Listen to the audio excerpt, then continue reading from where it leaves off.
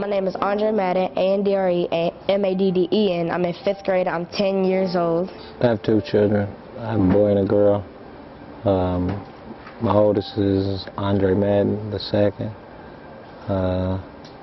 My daughter's name is Nevaeh Madden. They go to Roosevelt Perry. Andre Madden is a 5th grader at Roosevelt Perry Elementary, and I met him last year during his 4th grade year at Roosevelt Perry Elementary. And it all started just with just a chance encounter. I brought up Street Academy, and he asked me what it was, and he said he wanted to get involved, and I asked, you know, if you want to run it by your parents and things like that, and I said, well, you know, if you want to get involved, you know, talk with your mother. I gave him my cell phone number and said, you know, have her call me. And, you know, he didn't hesitate, you know, to fill me in to let him know that his mother was recently deceased and that, you know, he had his father, but his father is in a disabled position. I had a seizure. It was right around Christmas. I was driving a car. Took a right. That was the last I remember. I broke my C3, C4, which is my neck. I broke my T9, T10, which is my middle right, like middle back. Ruptured my lung.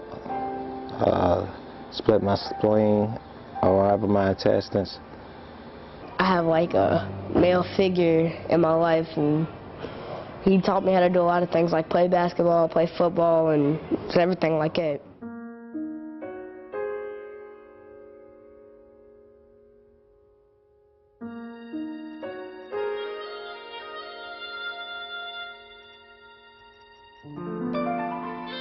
Me and Dre, he was his mama's boy.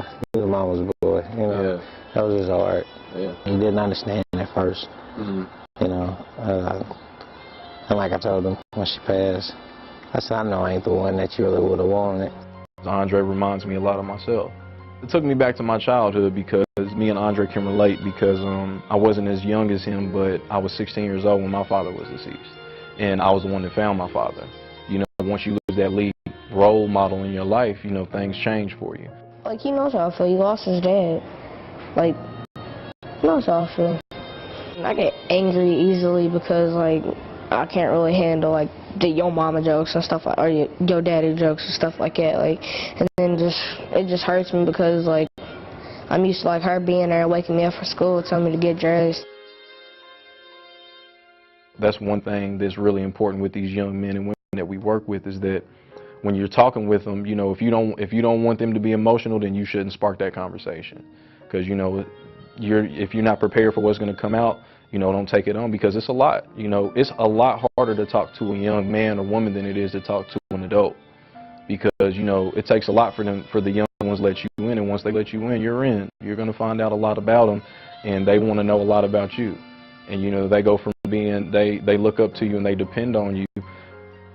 School and Street Academy is two of my favorite things, and like when I have a rough day in school, like I go to Street Academy, and then Mr. Andre knows how to like cheer us all up.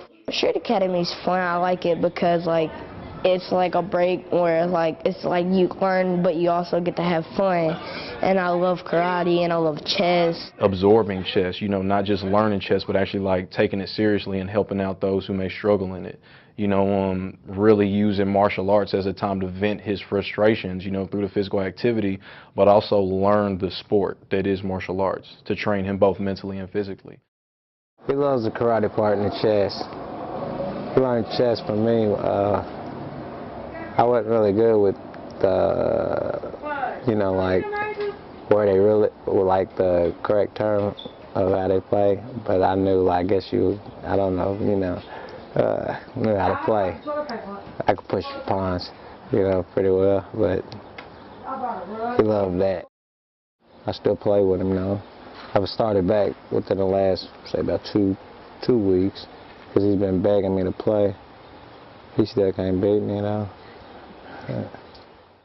He might have physically like lost stuff, but mentally he's strong. That means he can play chess more. He can help me with my homework. He can still do all that, and he helps me a lot with division because I'm not really good with division. So your dad's good at math? He's excellent at math, just like social studies. Like that's something we have in common in social studies, like Black history and all social studies. I'm very humbled by the kids because, You learn a lot once you come around a young male or female. You know, you're going to learn about today's generation. So listen. I have no other choice but to prepare my kids that any day could be my last. I got an expiration date, they say. Spinal cord patients, which is what they say I am, they don't really give you a long life. It takes a village to raise a child. I really take that seriously. I look up to Andre. I depend on Andre a lot. You know, there's times where I go to Street Academy and it takes me working with these young men that makes my day. It makes me go home with a smile. You know, he's grown to become a leader. And, you know, he's not, you know, just like all of us all. You know, he has his flaws at times. You know, everybody makes mistakes, but, you know, he learns from them. I appreciate it. I need all the help I can get. Our sensei tells us we make ourselves what we are, and our key battle cry is called us because we get better off each other. So that's what us means.